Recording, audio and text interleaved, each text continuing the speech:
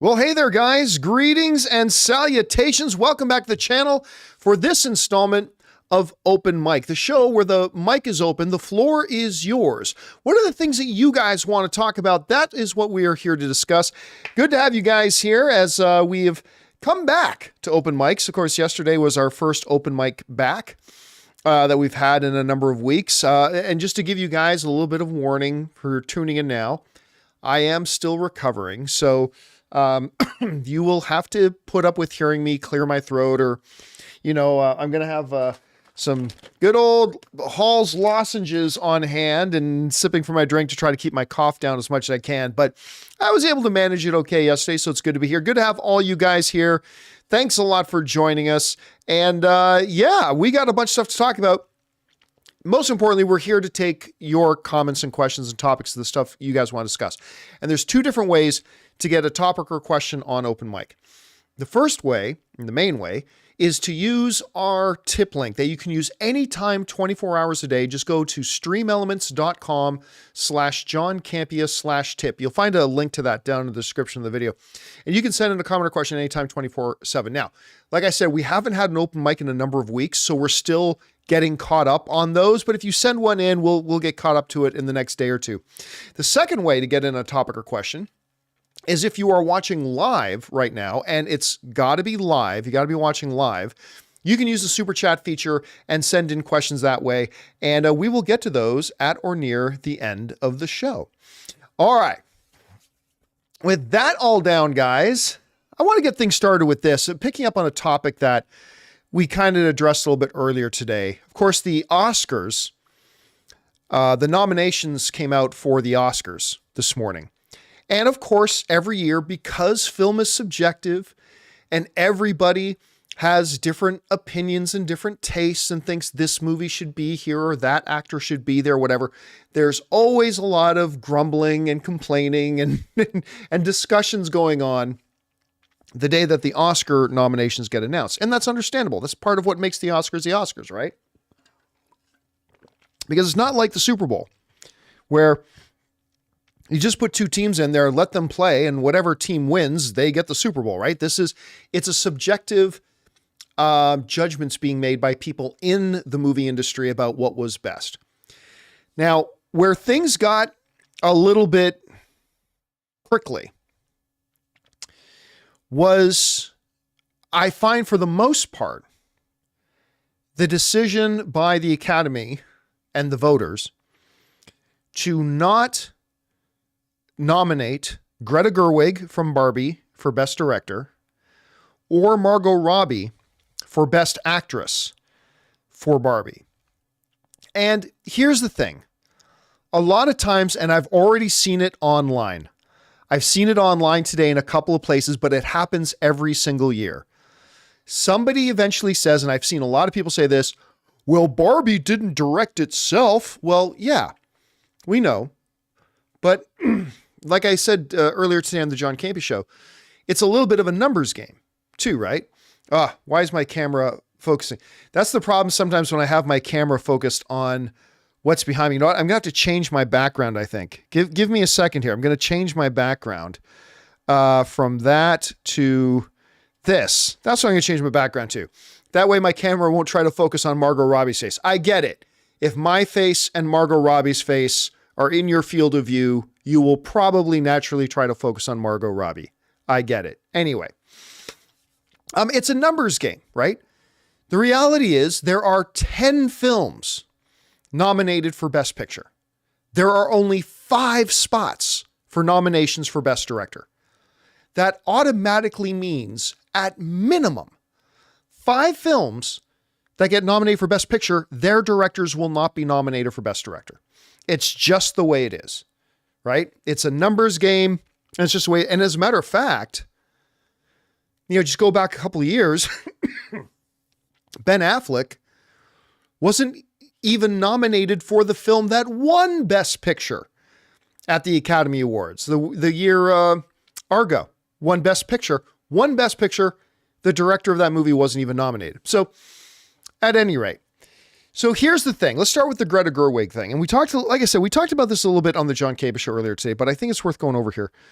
So you got Justine Treat, who I always mispronounce her name, so forgive me, but from Anatomy for a Fall, listen, that movie was brilliantly directed. I saw it last month. Brilliantly directed. Killers of the Flower Moon. Too long, but brilliantly directed by Martin Scorsese. Oppenheimer. Listen, Christopher Nolan is going to win this category this year. He's just going to win. He's going to win it this year. Poor Things. Yorgos, that movie is brilliantly directed. Finally got around to watching it. I was very, very late to that one. But brilliantly directed film. And Zone of Interest. Very, somber, artistic, one watch kind of movie. Chris pointed that earlier today. But brilliantly directed, right? There are 5 nominated Best Picture movies whose directors are not getting nominated. 5 brilliantly directed movies by brilliant directors who aren't going to get nominated. That's the thing. The Academy Awards, this is why I say every year, it's the hardest award to win, right? It's the hardest award to win. Because you can't just do a great job. You have to do a great job hoping 5 other people don't also do a great job equal to or better than you did.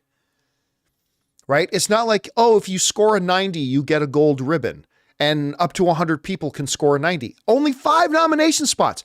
And while you guys know, I think Barbie was great, right? I am a fan of that movie. I think it's great. And I thought Greta Gerwig did great directing it. But the reality is, I ain't bumping Justine off that list for her. I'm also not bumping Martin Scorsese off. I'm not bumping Christopher Nolan off. Obviously, he's going to win. I'm not bumping Yorgos off, and I'm not bumping Jonathan off. I think every single one of them fully deserved this nomination. And, Greta Gerwig was so good that I wouldn't have had a problem if she had made the list. I wouldn't have had a problem with it at all because she did a great job. But there is nobody on this list that you can go, oh, Greta Gerwig clearly did a much better job than this person. Kick that person off the list. I'm sorry. It's not there. And then as far as Best Actress goes, for Margot Robbie, who I think is great in the movie. I do. I think she's great. But it's not Margot Robbie's best performance. Like, she was better in I Am Tanya, which she got an Academy Award nomination for, and she was amazing in that. And she's a fabulous actress. But listen, Annette Bening in Nyad, not my favorite movie, but oh my God, it's Annette Bening at the height of her powers. Lily Gladstone in Killers of the Flower Moon is considered one of the favorites to win. Sandra Hüller in Anatomy of a Fall, brilliant. Carey Mulligan in Maestro, I thought she was the best part of that movie. And Emma Stone, who's the odds-on favorite to win Best Actress this year in Poor Things. Who do you bump off this list for Margot Robbie, who was great? She was great.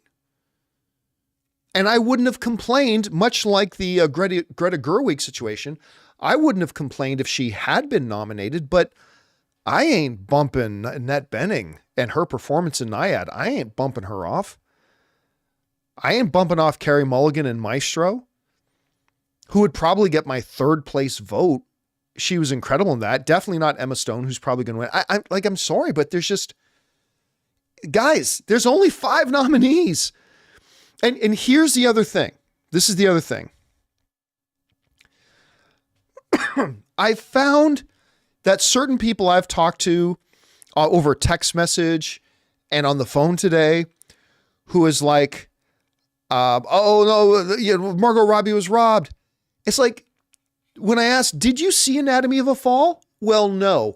Well, then how can you say that Margot Robbie should have been nominated over Sandra Hüller if you didn't even see Anatomy of a Fall? Did you see Nyad? Well, no. Well, then how can you have a strong opinion that Margot Robbie should have gotten the nomination over Annette Bening? You can't. Unless you've seen them, you can't have a strong opinion that this person should have beat out this person if you didn't even see what that person did in that movie. And you saw how good they did in that movie. So, yeah, it's one, again, for me, Barbie is great. It's not good. It's a great film. It's also the #1 film of the year, box office wise. It made more money than any film of the year this year. And it's a terrific accomplishment, and I really enjoyed the film. And Greta Gerwig should be very proud. She deserved to get nominated for Best Screenplay, and she was nominated for Best Screenplay. It deserved to be nominated for Picture of the Year, and it got nominated for Best Picture of the Year. And they were good enough that if Greta was nominated, I would have been cool. If Margot Robbie was nominated, I would have been cool with that because they were both great. But did they get snubbed? No, they weren't snubbed. And you guys know me, right? Like I think snub is an overused word. You're only truly snubbed if you legitimately had a chance to win. I think snub should be a rarely used word. Like Ben Affleck was snubbed for a Best Director nomination. But Greta Gerwig was not snubbed. She had no chance of winning this category. No chance. Like Christopher Nolan's going to win this award. And if it's not Christopher Nolan, it might be Yorgos. And if it's not Yorgos, it'll probably be Martin Scorsese. The reality was Greta Gerwig had no chance of winning this award this year.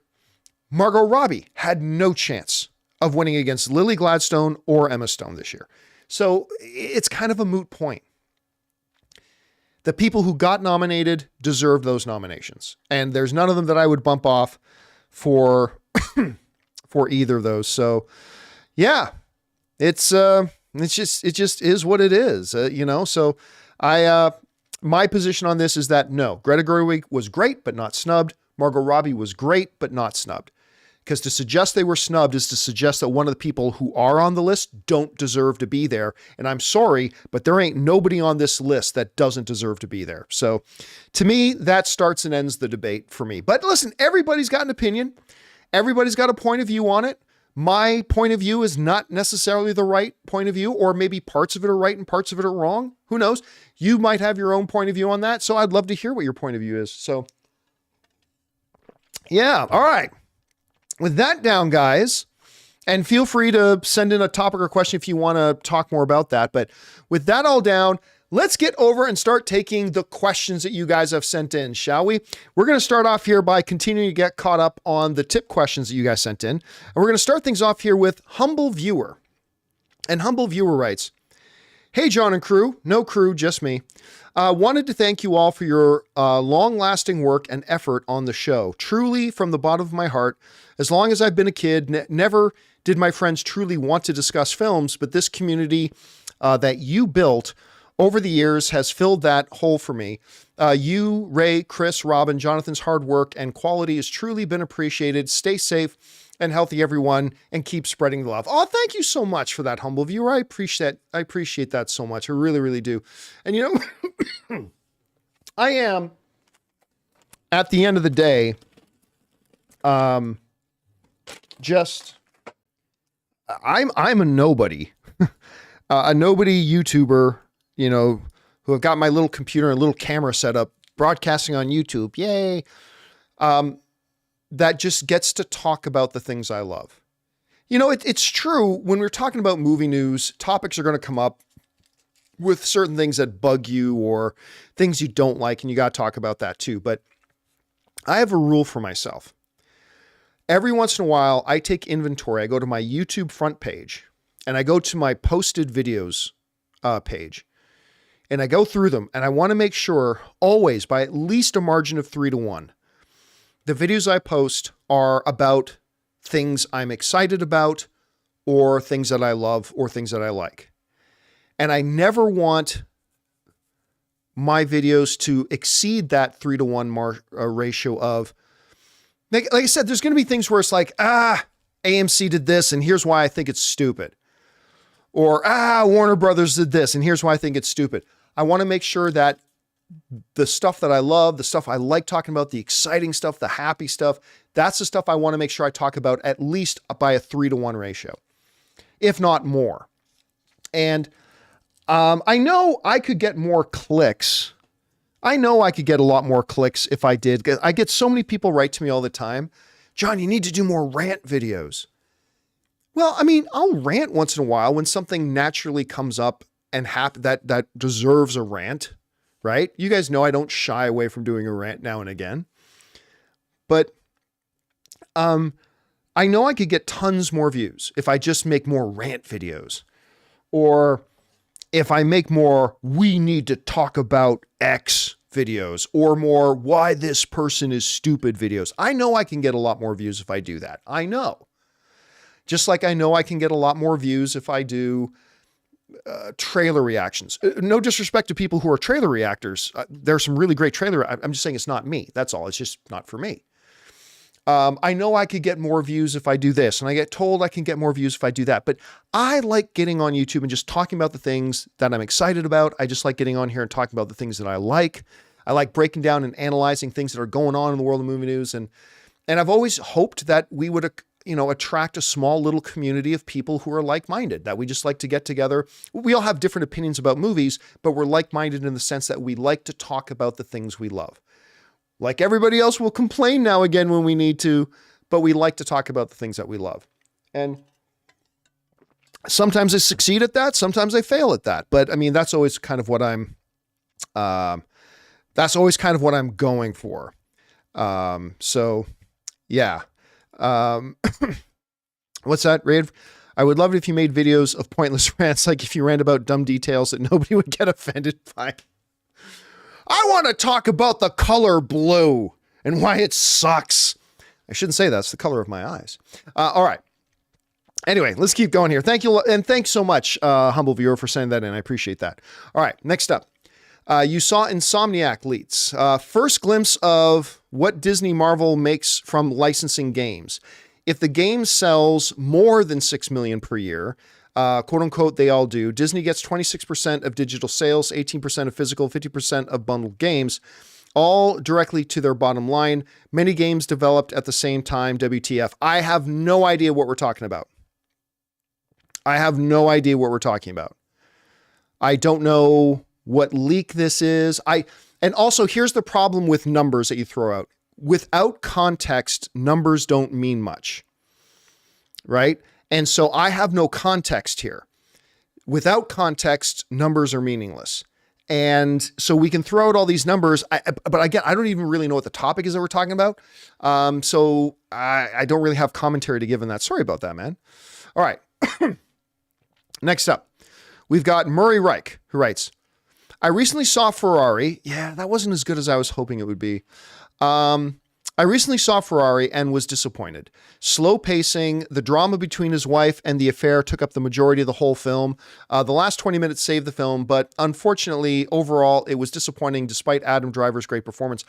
I didn't mind at all the fact that the movie was more about his personal relationships. I had no problem with it. I didn't expect the movie to be about car racing, even though they put some of that in the trailer. I think the trailers were pretty honest in communicating that this was really more of an emotional story, a human story, an interpersonal story. I thought the trailers were pretty clear about that. But yeah, it lacked a little bit of heart. Like for an interpersonal story like that, to me, it lacked a little bit of heart and was kind of a forgettable movie at the end, which is really too bad because, you know what, Murray, it was a movie that I was really looking forward to. It was a movie I was quite excited about and didn't really click for me, unfortunately. I didn't think it was bad. It just didn't really quite work for me. All right. Next up, we go to Murray Reich again, who writes, I also saw The Iron Claw and thoroughly enjoyed it. So did I. I already have my top 10 best films of 2023, but it's now in my top 11. Devastating, but great story. Even as someone who doesn't watch wrestling, Zac Efron's great performance, ending scene, emotional, 9 out of 10. I thought The Iron Claw was great. You know, we talked a little bit this morning on the John Campea Show about the fact that there was no Iron Claw Oscar love, but that didn't really surprise any of us. Like, even when I watched the movie, I didn't come out thinking that this was going to get a lot of Oscar attention because I don't know. I can't really put my finger on it, but it's also not one of those situations where I felt like it totally should have gotten Oscar attention. I thought the movie was great, but, and I'm just being honest here. And I thought Zac Efron was awesome. You know, I love Zac Efron, the dude from The Bear, fantastic. Everybody in that movie was just incredible. But I never once thought this is going to be in my top 10 films of the year. I thought this is a great movie of 2023. So yeah, I wasn't really surprised when it didn't get much Oscar love, but it's a truly devastating, powerful film. Not a fun night out at the movies, but a truly wonderful film. I really, really liked it. And not only was Efron shredded, he was at the top of his game. Like I've always felt, you guys know this, I have always felt that Zac Efron is an underrated actor. And I thought he was like at the peak of his power in this particular movie. I just thought he was fantastic. But again, not really surprised it didn't get a lot of Oscar attention. All right. Next up, Disney Gifts by Bryce writes, this may come off as ignorant, but I was curious. I saw a credit for Adobe After Effects at the end of a movie the other day. Isn't that like saying this house was built with a Husky hammer? I just thought it was odd to credit a tool. What say you? Well, I mean, it depends. It depends on the context, and it depends on the movie. For example, let's say the movie studio had 100, post-production workers working on the movie, and they need to use Adobe After Effects. And let's say they made an agreement with Adobe that Adobe would give them the licenses in exchange to give us credit in the movie. Simple. I mean that wouldn't be the first time either. There have been a lot of times that, a company or whatever a supplier would supply something to the movie for credit in the movie. There are people who get credits in movies for doing a favor for a producer or something like that. So not something I see all the time. Not that I'm aware. I'm not an expert on movie credits, but yeah, it seems to me like it was probably something along the lines as simple as Adobe probably gave them all the licenses they needed for their post-production crew to work on the movie. And in exchange, they got a credit in the film. I don't know that for sure. I'm just taking a wild guess, but that would be my best guess. All right. Good question, Disney. Next up, Save Legends of Tomorrow writes, with the Amanda Waller show still happening and Peacemaker season 2 coming soon, should James Gunn just make the Suicide Squad the official start of the DCU? No, absolutely not. After all, the film doesn't have any hard DCU references. Plus, it's a bloody awesome movie. True. I love the movie. James Gunn's Suicide Squad is fantastic. I absolutely love it. But there are probably a lot of things in that movie. There might even be characters in that movie that James Gunn may, number one, not want to exist.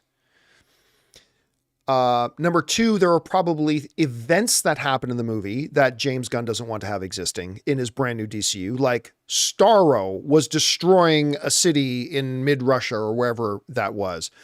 So there's a lot of potential consequences coming from saying, okay, that movie is canon.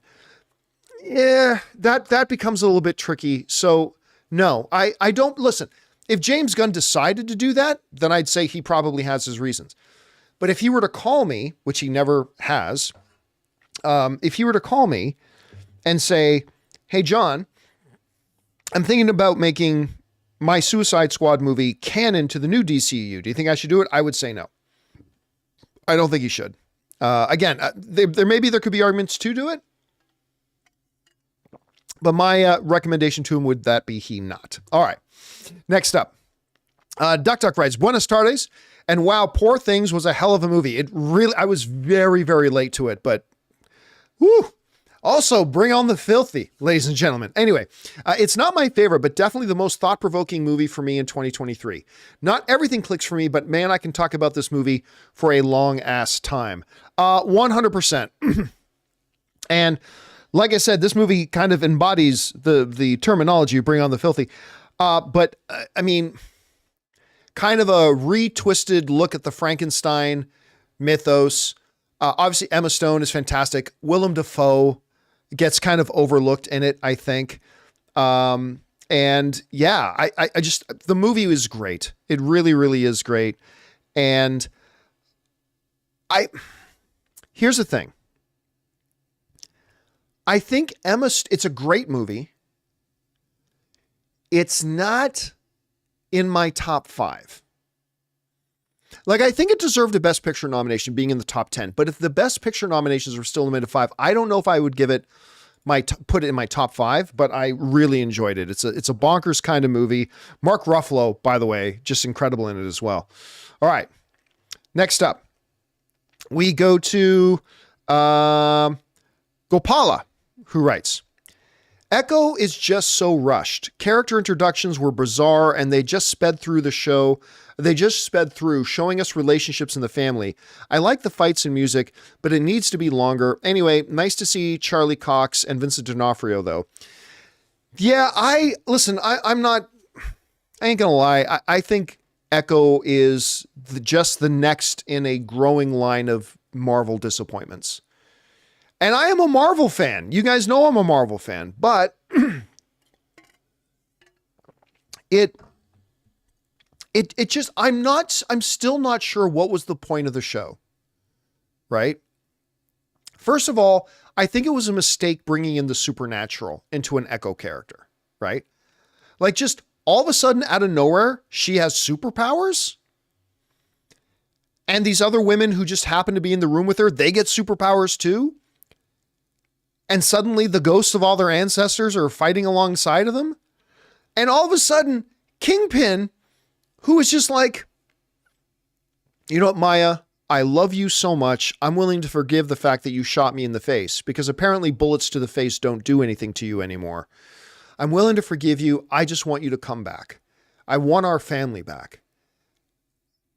And just because she didn't show up to an airplane, he's like, I'm going to kill everybody in this town. I'm going to shoot off bazookas into a town fair. And I was like, when did Kingpin become like Kingpin? I said this before. Kingpin in the Netflix series had rage. Absolutely. But it was always focused rage.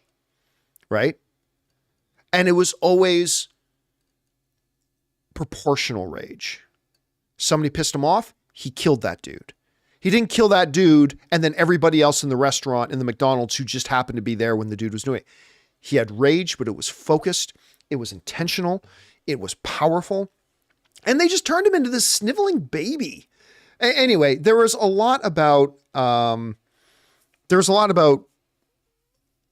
Echo that I just thought, and I've said this before, but I think one of the biggest missed opportunities was, in a lot of the marketing material, they talked about how, like, she goes back to her roots, and they kind of promised that we would get to know her people and their culture and their way of life. And they just didn't, other than their Genesis mythology, which they kept going back to again and again and again and again, going over all these individual ghosts just so they could pop up at the end. They didn't talk about her people at all. They didn't talk about their culture. They didn't talk about their way of life. It was just a grandma, and it was just a pawn shop owner, and it was just a girl she knew. They never went into their heritage, their culture, their way of life. You know, when I was talking to Rob about it on the show like a week or two ago, I mentioned I thought we were going to get something like Harrison Ford's Witness, right? Where it's like the people and the culture, that becomes a part of the story. And Echo just didn't do that. And I thought that was a missed opportunity. Anyway, it just is what I thought it was. And it's just a totally horribly done show. Just a horribly done show that dropped the ball on multiple occasions and in multiple ways. And then just suddenly she has superpowers. What? Like, I thought Echo was going to be one of these street level, kind of characters, badass, like a deaf girl who's also an amputee and she kicks copious amounts of ass. Like that has all types of promise, like so much promise. And they just completely dropped the ball on it. Very, very disappointed myself. But hey, there are people out there who enjoyed it, and I'm glad they did. I'm just telling you why I didn't. That's all. All right. Next up, Suthius writes, here's my non-spoiler review of Echo. Everyone else besides Cox, who also acted with sign language, was a far better actor or actress than Cox herself. She's great with action, but that's about it for me. I still don't care about her character. 5 out of 10. Here's the funny thing. As much as I didn't like Echo, I really don't have any qualms with any of the performances in it. The old guy, grandma's boyfriend who owns the pawn shop, he's a legendary Canadian actor. I thought Cox herself was perfectly fine. I just didn't think she had much material to work with. And also, while other characters spoke in sign language, they also spoke, right? They spoke. And we are more accustomed to interpreting performances when actors are speaking lines. Whereas Cox was obviously limited to do only sign language, which we're not accustomed to. So I personally didn't have any qualms with the performances. My qualms all came from the stories and the stories and the lack of execution. But that's just me. Anyway, thanks for sharing that, Suthius. Appreciate it, man. Next up, Murray Reich writes, Echo, overall, meh. Episode 1 was literally an apology letter to the Kingpin finale in Hawkeye, but then they went on to job him again. This show's finale, like other Disney Plus shows, felt rushed and anticlimactic. I don't know that I agree that the overall show felt rushed, but the finale absolutely felt rushed. Right? Again, I don't necessarily, I never felt, with all the laundry list of problems I had with Echo, through the first 5 episodes, rushed wasn't one of them. Until you got to that last episode. And then it was like, okay, so now Maya didn't show up to the plane. Are we going to go through some like complex, like as Kingpin processes this, as he starts to determine what does this mean for my plans that I had for her and my organization about what I'm going to do? No, they just jump to, let's kill everybody at the party. Let's have all the ghosts show up. And now she has superpowers. And then I'm going to run for mayor. And it was just like, blah, blah, blah, blah, blah, blah, blah. And it was like nothing. It felt like nothing in it was earned. And you're right. Again, they didn't do anything. You know what it is? It's a lot like Kang. Because one of my complaints about Kang, and the way they used or misused Kang, was through Loki season 1, Ant-Man and the Wasp: Quantumania, and Loki season 2, they had 3 occasions to communicate to us that Kang is a problem, that Kang is a remarkable threat. And they just never did it. In Loki season 1, they talk about a menacing Kang, but the Kang that we got instantly killed by Loki. I understand there was a deeper plan, all that. Yes, I know, but still, it didn't do anything to deepen that idea of the threat. We get into Ant-Man and the Wasp: Quantumania. Scott Lang punches him out and beats him. We get into Loki season 2. Again, no sense of threat, no sense of we should be wary of this guy. Okay, so now let's jump over to Echo and Kingpin. Well, let's start even with Hawkeye with Kingpin. Hawaiian shirt, I'm the founder of the tracksuit mafia Kingpin. That wasn't the same as the Netflix Kingpin at the time. They've recently changed their minds and said he is now. So this Kingpin is not really a problem in Hawkeye. And then you think coming into Echo, now is when they're going to set him up as a real problem. And other than beating up some hot dog vendor in an alley in New York, what on earth did Kingpin do in this to make us feel woo? You know what? The Kingpin in Spider-Man Into the Spider-Verse had 1,000 times more of a threat feel to him in 5 minutes of being on screen in Spider-Man Into the Spider-Verse than this Kingpin did in all of Hawkeye and in all of Echo. Now, hopefully they can change that perception now that they're shooting Daredevil Born Again. And they're back in production of that. Hopefully they can do that. But like right now, to me, Kingpin is not a big issue. Kingpin is somebody, just send our lowest of the low level Marvel heroes after him and they'll take care of Kingpin. He's really not a problem. He's not a threat. He hasn't done anything to convince me he's a major problem in the MCU, let alone, I don't even think he'd be a major problem in a McDonald's heist. I really don't at this point, but Anyway, that's just me. Okay, next up. Anonymous just tips in $5 to be generous. Thank you, Anonymous. Next up, Echo Sucks writes, after hearing you talk about it for years, I finally watched The Marvelous Mrs. Maisel. I can't believe such a ridiculous premise gave us such a delightful show. The characters, the story, the setting, so enjoyable, and now my favorite comedy series. Not every episode was great. Not every season was satisfying, but they flawlessly stuck the landing on this finale. The show has so much heart, and it's such a shame that it didn't get more attention from audiences. I wish I had watched it before it ended. 2 out of 2. Guys, listen. If you have not seen, see if I can bring it up, the marvelous Mrs. Maisel. If you guys have not seen the marvelous Mrs. Maisel on, what's it on? It's on Amazon. You absolutely, you owe it to yourself to watch this. I remember I was on a trip to Canada. Ann and I were on a trip to Canada. And we were turning in for the night. I was off doing something. Ann was already in bed watching something on her laptop. And I came into the bedroom. She's like, have you seen this marvelous Mrs. Maisel? I'm like, no, but I've heard from people that it's pretty good. She goes, I'm almost done the first episode. Can we start this episode from the beginning and you watch it with me? I'm like, sure. And I was hooked. I was absolutely hooked. It's a marvelous, smart, funny, insightful, kind of edgy. I love this show. And of course, this is our new Lois Lane. It's what gave the reason she got Lois Lane is because of the marvelous Mrs. Maisel, but there's our new Lois Lane for the new DCU. And again, the movie is just wonderful. The show is wonderful. And I agree. I completely agree with Echo Sucks, who says, like, not every episode knocked it out of the park. Not every season was the best. But overall, it's fantastic. They nailed the ending. The ending. If you haven't watched The Marvelous Mrs. Maisel and you're looking for something to binge, watch it. I think you'll really enjoy it. It's a fabulous, fabulous, fabulous show. There's a reason it won so many Emmys.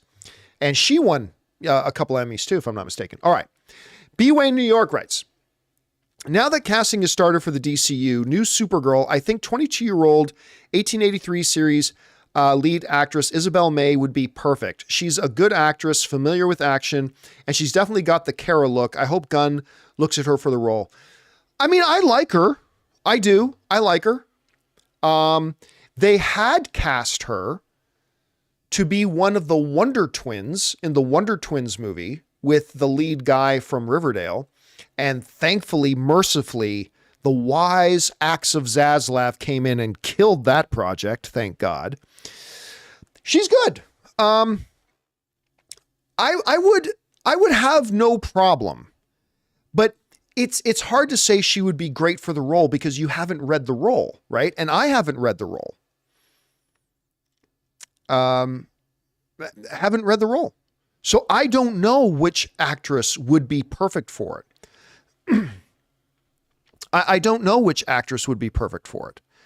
I really don't. And so she might be good for it, but she might be the totally wrong casting for it. Look, if James Gunn, who's the one who knows the role, decides she's the right person, great. And I would be all for it, but it's hard to say she's perfect for it.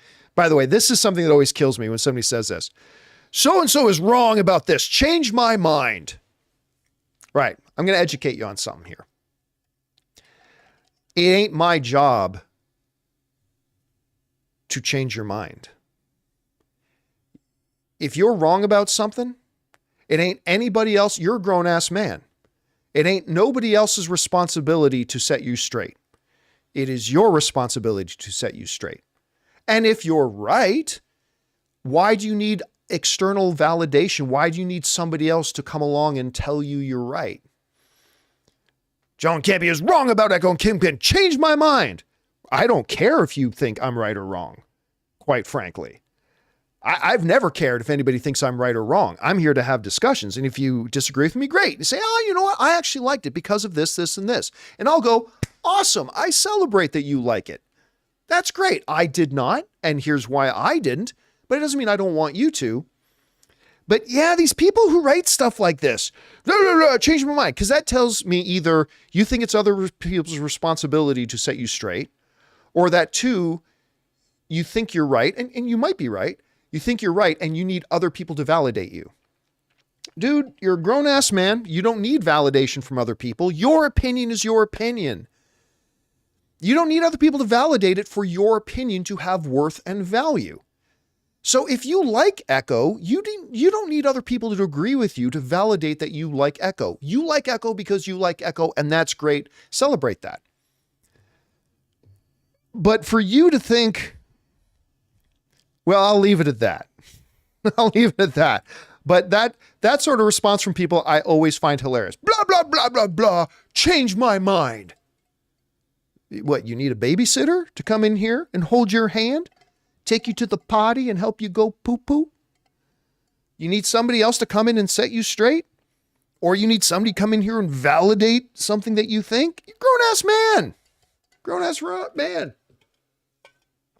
You don't need validation because your opinion is perfectly valid the way it is. And it ain't nobody else's responsibility to set you straight. All right. Anyway, next up, we go to Garden Variety Vagabond writes, wow, after episode 1 of Echo, I had such high hopes. I'm guessing these were sent in right around when Echo dropped. I had such high hopes. Even episode 2 developed some decent characters. By the way, for the record, I liked episode 1. Had decent characters. Episode 3 felt slow, and 4 was 30 minutes of singing. By episode 5, I'd hoped for real action. I think the goal was to transition Fisk to where we believed he'd run for office. Just a waste. See, and that's one of my problems with what Echo was. To this day, I look back on the series and I'm like, what was ultimately the point of Echo? Like, you look back at WandaVision, and there's this incredible personal journey that goes through, and it sets up Wanda at the end to break bad, right? It's great. You saw what it was there for. You knew the purpose of the show. I am still right now not sure what was the point of that show, Echo, other than to have a post-credit scene where Kingpin goes, I think I'll run for mayor. Okay, you could have done that in a 5-minute YouTube clip. You didn't need an entire show for that. But anyway, like I said, that's just me. That's just how I saw it. All right, next up, Ethan Holgate wrote, hey, John and crew, I just got out of seeing Jason Statham's new action flick, The Beekeeper. My God, it was awesome. What a surprise. I haven't seen an action movie this good in a while. This movie might be the closest thing to Jason Statham to ever playing Batman, LOL. I'll tell you what, man. I will go to any Jason Statham movie, and I haven't seen Beekeeper yet. Part of the reason has been, I've been kind of sick. And then when I have gotten out, I chose to see ISS instead and whatever. But I do not go to a Jason Statham film expecting Shakespeare. I don't even go to a Jason Statham movie necessarily expecting a good film. I go to a Jason Statham movie to hear Jason crack wise and then kick people's asses. And if you do that, good movie or bad, I'll probably walk out having had a good time. That might be the reason I didn't really like The Meg 2, because I didn't get Jason Statham doing his Jason Statham. I didn't get him kicking a lot of ass, other than kicking a shark in the face. But yeah, I don't know. Somebody was saying in the live chat that they could see Jason Statham playing Batman. I don't think I could. I don't think in that classic Michael Keaton line, I don't think I could hear Jason Statham going, I ain't gonna kill you. I want you to tell your friends about me. I'm Batman. I don't see it. By the way, it's a terrible Jason Statham impersonation. Still, I don't think I can see it. But yeah, I will always listen. Somebody else saying Jason Statham movies are all the same. Yep, and that's how I want them. I want them to stay the same. I want him to be wronged, to go out and seek vengeance, and then kick lots of ass. That and if they're all the same, that's exactly what I want. When I order a bowl of cookies and cream ice cream, I don't want a new take on cookies and cream. I want my cookies and cream ice cream. Not always, but if I'm getting cookies and cream, I know exactly what I want and exactly what I'm going for. All right. Next up, we go to, where are we at? Dwarfer, who writes, I think you mean Giamatti. Paul Giamatti was in Paycheck also. That's true. Also, so don't forget to watch it. By the way, Paul Giamatti, just a quick show of hands, just quick yes or no in the live chat. Okay, you ready? Just a quick yes or no in the live chat. Did any of you guys see my documentary? And it's okay if you didn't. Did any of you guys see my documentary, Movie Trailers, A Love Story? Let me know if any of you guys seen that one. I take a sip there. So Elvis C is saying no. Richard saying yes, they saw Michael Gonzalez. Okay, so a few of you saw it. Okay. So those of you who saw the documentary, there's a director in my documentary, Michael, who directed a movie called Shoot 'Em Up, right? With Clive Owen. And I think Shoot 'Em Up is a wonderful Jason Statham kind of movie. Jason Statham isn't in it. It's Clive Owen is in it. I really enjoy it. It's a fun little film. Again, not winning any Oscars, but it's a fun little film. The title tells you everything you need to know. Shoot 'Em Up. That's the name of the movie. And Paul Giamatti is the bad guy in that movie. It's just so funny. Paul Giamatti, an Academy Award winning actor, might end up being a 2-time Academy Award winning actor, has done a lot of bad films too. But if you have not seen him in Shoot 'Em Up, again, the director is in my little movie. I would highly recommend you check it out. All right. Next up, we go to Queese Williams, who writes, "Hey, John and crew. Of course, it's just a rumor, but what do y'all think about Ebon Moss-Bachrach being the Thing, now that his character from Punisher is canon to the MCU? Or would that just be omitted as some aspects won't be canon?" Yeah, so there have been rumors going around that now Emmy Award-winning actor Ebon Moss-Bachrach from The Bear is going to be Ben Grimm. He was actually asked about it the other day, and he said, "I cannot confirm that I am in it. I cannot confirm that I'm not in it." That's all he said. So whether or not he's going to be in it, we'll see. But once the word got out, once Disney kind of let it be known that they changed their minds and now the Netflix Daredevil is the Daredevil that's going to be in the MCU, because it never was going to be, but now that it is, a lot of people thought, well, Ebon can't be it because he was already in Punisher. Yes, but again, the Netflix universe is only sort of canon. Like Daredevil's canon to the Netflix universe. Kingpin sorta is canon to the Netflix universe, but they're not going to bring over everything. They're going to pick and choose some things, kind of like Grand Admiral Thrawn in Star Wars. They're going to pick certain things to bring over, and there's going to be certain things that they don't bring over. And if they want to use Ebon as Ben Grimm, it's really not a problem. It's really not a problem that, oh, but he was another character in Punisher. They'll just say that character didn't exist. But it's canon. Well, not really. It's sort of canon. It's sort of canon. So I would be perfectly good if he ended up being our Ben Grimm. Because he's, again, Emmy-winning actor. He's absolutely incredible. I love him. So we'll see how that goes. All right, guys, listen, we still have more questions to get to, and we're going to get through them, but we're going to take just a quick moment here. I'm going to go refill my drink and everything, rest my voice for just a moment. We're going to thank a couple of sponsors of today's episode of Open Mic, our friends at Manscaped and Factor. Guys, we want to take a second to thank a sponsor of today's video, Manscaped. Roses are red, violets are blue. Trim your balls, and your date will thank us too. What's up, guys? Valentine's Day is knocking, and Manscaped is the remedy for what the love doctor ordered. His prescription? The all-new Performance Package 5.0 Ultra, designed to elevate your grooming game and shine like the beast you are. Join the 10 million men worldwide who trust Manscaped with our exclusive offer. Go to manscaped.com to get 20% off plus free shipping with the code Campea. Guys, listen, like a lot of you, I used to shave my package like the Neanderthals did, using, the clippers on your electric razor, but that's not what you need for excellence on Valentine's Day. So let's talk about the hero of Valentine's Day, the Lawnmower 5.0 Ultra. This electric trimmer features skin-safe technology guarding your Valentine's Day treasure against any grooming mishaps. This package also features the Weed Whacker 2.0 nose and hair trimmer, Manscaped liquid formulations, and 2 free goodies, the Shed Travel Bag Rag and Boxers 2.0 because comfort is king for all my guys. So elevate your grooming game routine and set the stage for a romantically smooth celebration. So guys, get 20% off and free shipping with the code Campea at manscaped.com. That's 20% off with free shipping at manscaped.com and use the code Campea because your grooming upgrade awaits, ready to charm your Valentine's dates.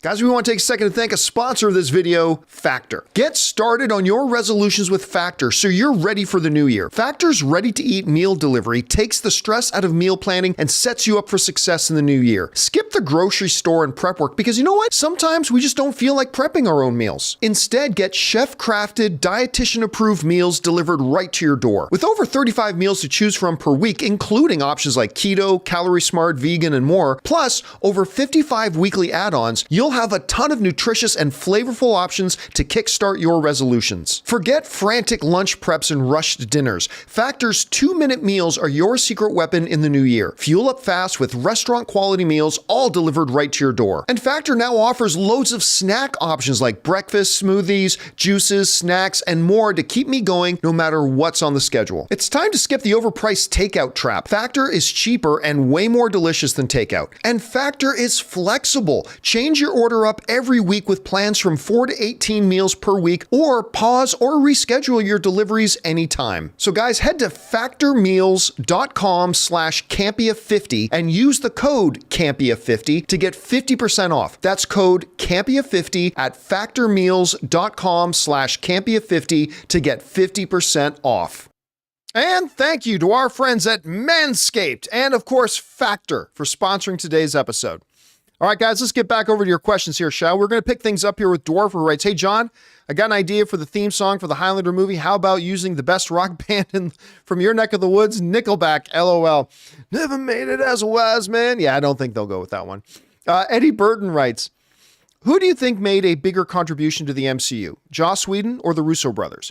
Controversy aside, Whedon did direct the first Avengers, which was a game changer, but the Russos directed the best of the MCU movies, in my opinion. Curious on your opinion." You know, this topic has come up a couple of times, and listen, I love Joe and Anthony Russo. Love them.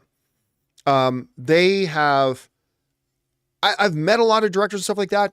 Very few directors have been generous enough to come into my studios on multiple occasions and participate in things with us on multiple occasions. Joe and Anthony Russo have come into our studios like no less than 3 different times over my career. And they've always been wonderful and I love them. And obviously they gave us Winter Soldier. They gave us Civil War.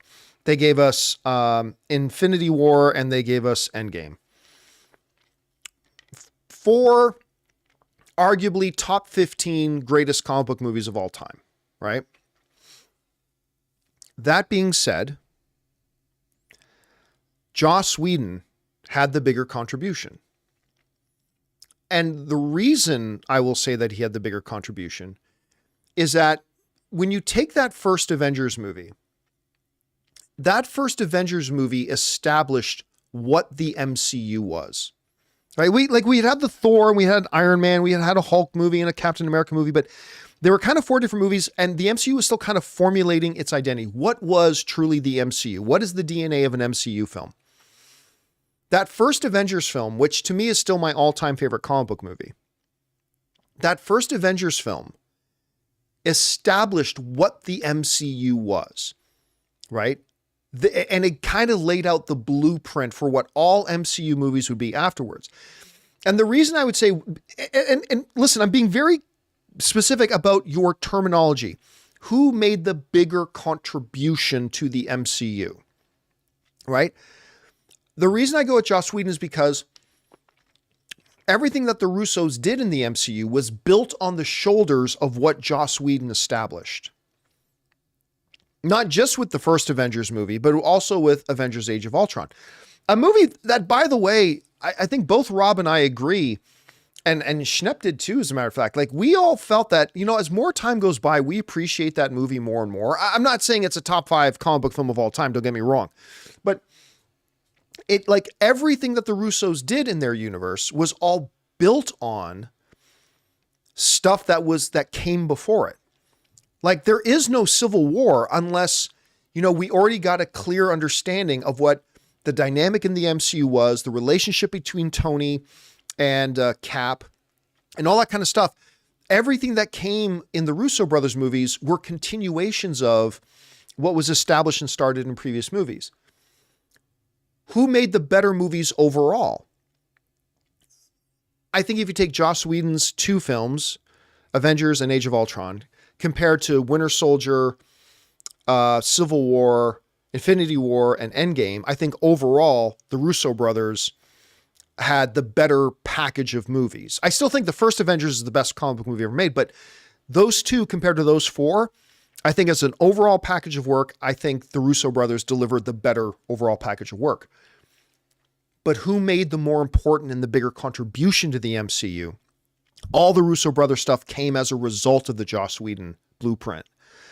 So I'm not going to argue with anybody about that, but since you asked me the question, I will say, now somebody might say, but here's the problem. Deez Webbles saying Whedon built on what Favreau built before. Not really, because while that character was there, when you look at the first Avenger, the first Iron Man movie, the first Thor movie, they were pretty much 4 unique films. It was Whedon who then took everything that was in there and created what the MCU was. Yeah, you had your standalone Iron Man movie, you had your standalone Thor movie, but the MCU at that point didn't have an identity. And it was Joss Whedon who kind of created the identity and made the blueprint that all of the MCU followed afterwards. Sometimes to a fault.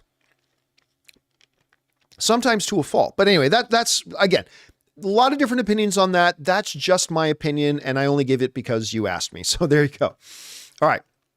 Next up, we got John Young who writes, "Hey, John and crew, longtime viewer, but this is the first question I've ever asked." Thanks for sending in a question, John Young. Anyway, I remember John once saying the biggest factor in shows in streaming services getting renewed is how many subscribers it brings in, not viewership. Am I crazy? Thanks. No, that's 100% what I said.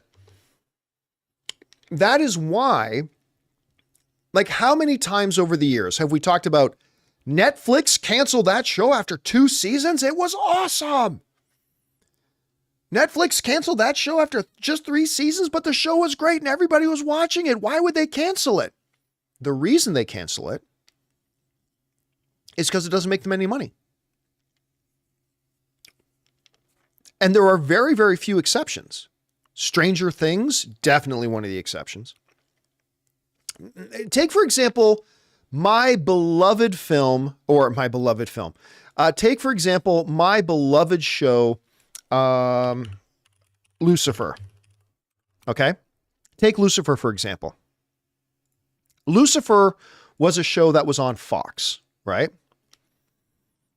And it got canceled on Fox. So Netflix looked at it and they're like, we're going to save this show. The reason they wanted to save the show is because Lucifer had already built a bit of a following. It already had people who were passionate about the show. And Netflix surmised correctly that if we save this show and bring it over to Netflix and give it a season 4, it will generate new viewers. It will generate new subscribers. That is what it's all about. New subscribers. Because once they have a show going and remember, the longer a show goes, the more expensive it gets to make it, right? So these streamers like Netflix and others are like, once a show has already done what it needs to do for them, it's not bringing in any more. So like a lot of shows aren't bringing in new subscribers with season 3, 4, or 5. It's just that your existing subscribers are watching it and that's not making you any more money. So yes, the number one thing that these streaming services are looking for is what things can potentially get us new subscribers. They certainly look at some content, cheap content that maintains their subscribers. Yeah, let's crank out a couple of shows like this and crank out a couple of little movies nobody will talk about for this. Sure, and they keep the budgets on those relatively low, and because it keeps new content going to their existing subscribers and keeps us happy and all that kind of stuff. But what they're really looking for is the content that will generate new subscribers. That is why, you guys remember earlier today we talked about this, and I can't find it anywhere now, unfortunately. But see if I can bring this up.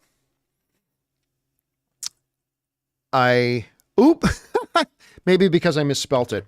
That is why earlier today we talked about this, that Netflix, and why it's such a great move that Netflix just bought the rights to Monday Night Raw from WWE in a $500 million a year, 10-year deal.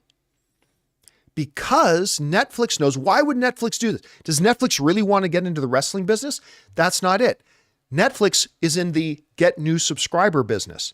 And they know there are a bunch of wrestling fans out there. Some are Netflix subscribers and some are not. And guess what? Those wrestling fans who watch Monday Night Raw who aren't Netflix subscribers, come January of 2025, they're going to be new Netflix subscribers, because that's the most valuable thing in the world to them, is a new subscriber. So there's absolutely a place to them for content to maintain subscribers, but you can't spend too much money on that. What they really spend their money on is the stuff that acquires new subscribers. So that's the main thing. All right, let's see here. Murray Reich writes, fun fact, the Jets have more playoff wins since 2000 than the Cowboys, and the Jets haven't made the playoffs in over a decade. Yeah, here's the thing. Look, I give a hard time to my friends who are Dallas Cowboy fans. Like the day after Dallas got booted out of the playoffs, I started the show with, how about them Cowboys, right? But my friends know it's in fun, right? I love that they're sports fans. I love that. I don't like the Cowboys, but I love that my friends do. We're all sports fans, all that kind of stuff. And I don't know if I talked about this on Open Mic yesterday or not. I don't know if I talked about this or not, but here's the thing. This is where sports fans, no offense to anybody, but this is where sports fans are a little more advanced in their fandom than movie fans are or video game fans are, right? Because I do that joke, how about them Cowboys, right? You know what I didn't get? I didn't get a single email from a Dallas Cowboys fan who went, how dare you insult us like that? No, why? Because sports fans know we rib each other. We have fun with each other. We rib each other about your favorite team versus my favorite team. It's all in fun, and it's all good natured, and it's all in fun, right?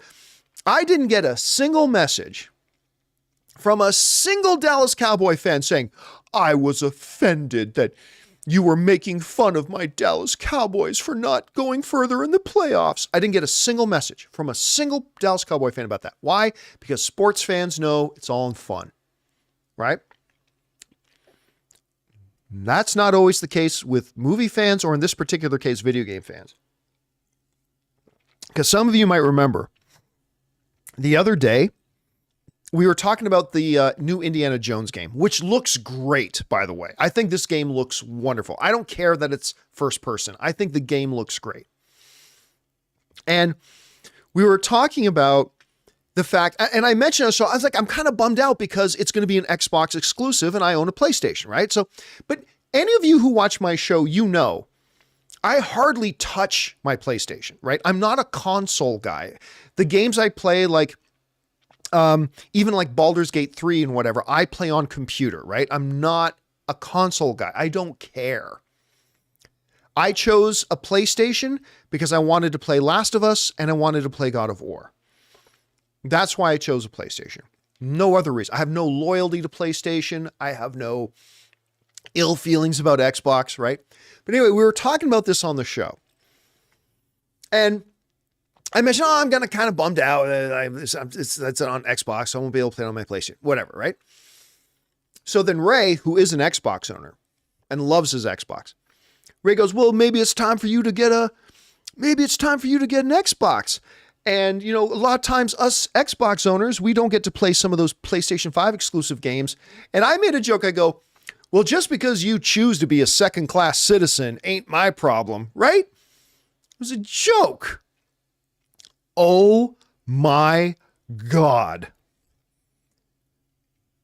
The number of mother's basement dwelling virgins who got their little panties all twisted up, just completely crushing their nut sacks, which were already pretty small to start with, got so triggered.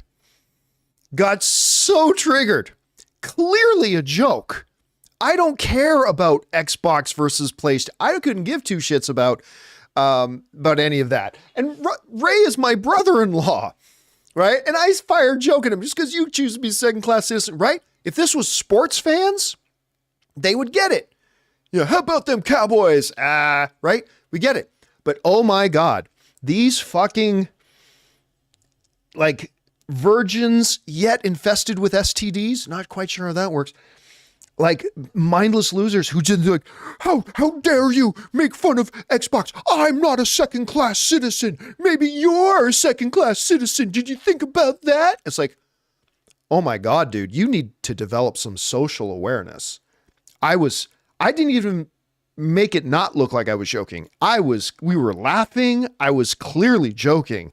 I don't care about Xboxers, but whoo. And I guess, and I see somebody in the live side saying, John, what do you expect? It's the internet.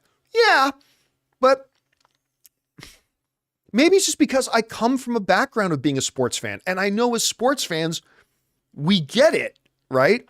But whoo, my God, some of these video game fans, like, who are slaves to their corporate brand. I am a PlayStation guy. And you know what the funny thing is? We had a spike in subscribers. This is the strangest thing to me. We had this spike in subscribers, and I'm like, where did this, not a major, but we had a bigger than normal spike in subscribers that day. And I realized it's like, oh, it's the PlayStation 5 fanboys who think I'm like one of them. And it's like, hate to break it to you. Like, I own a PlayStation 5. I like my PlayStation 5, but I am not a servant to the PlayStation 5 gods. Okay. Just to be clear, I was joking with my brother-in-law about Xbox. Don't think I'm some, you know, Knights Templar of the PlayStation 5 banner. I'm not. Anyway, it is what it is. Anyway. Okay. Anyway, with that all down, let's keep going here. And yeah, poor Cowboys. I mean, don't get me wrong. I cheer against Cowboys. I don't like the Cowboys, but I feel very bad I got a number of friends who are diehard Cowboy fans, and man, I feel your pain because I'm a freaking Toronto Maple Leafs fan, and my team has sucked the entire time I've been alive. So I feel your pain, my friends. I feel your pain. All right. Next up, Twilight Boy writes in and says, a couple of months ago, you said the Saw series is nobody cares about. It's true. I would argue that the series is in a rehabilitation phase. Saw X didn't do amazing, but had great legs, a certified fresh tomato score of 80%, and a terrific audience score of 92%. Yeah, because the only people who went to it were Saw fans, right? Here's the thing. Let me bring this up. Saw X, maybe if I typed it right. Okay. Here's the thing about it, though. When I say something along the lines of, like, nobody cares about it, I'm not saying that the people who watch it didn't like it.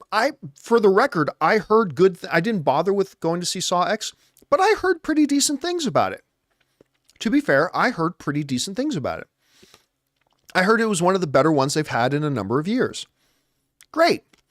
But when I say that, like, nobody cares about it, what I mean is numbers. And I'll see if I can get this a little bit bigger for you. But we had the same discussion the other day about the Scream franchise. Here's the reality, okay? This number right here, $111 million. That's the reality. That is the number that tells you that even though the movie I heard is pretty good. I heard it's pretty good. Nobody went to go see it. Nobody went to go see it. Like, we talk about how badly the Marvels bombed, that nobody went to go see the Marvels. And it's fair to say that. That movie got at least somewhere in the neighborhood of 300 million, like less than 300, but somewhere in the neighborhood of $300 million, right?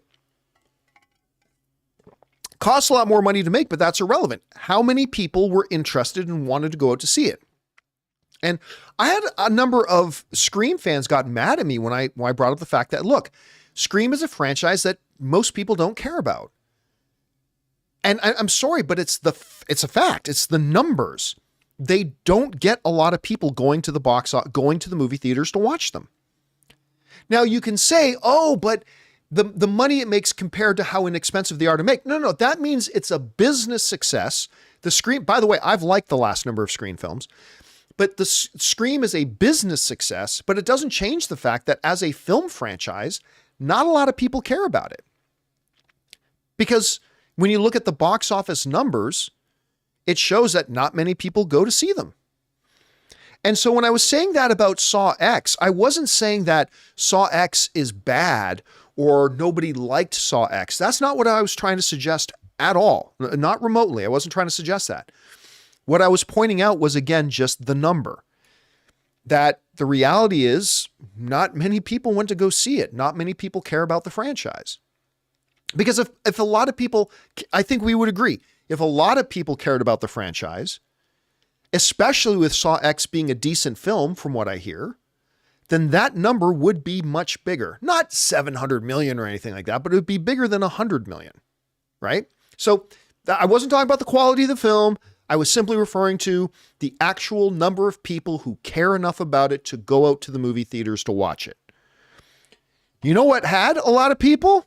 A movie I didn't even like that. A movie I didn't like that much. Five Nights.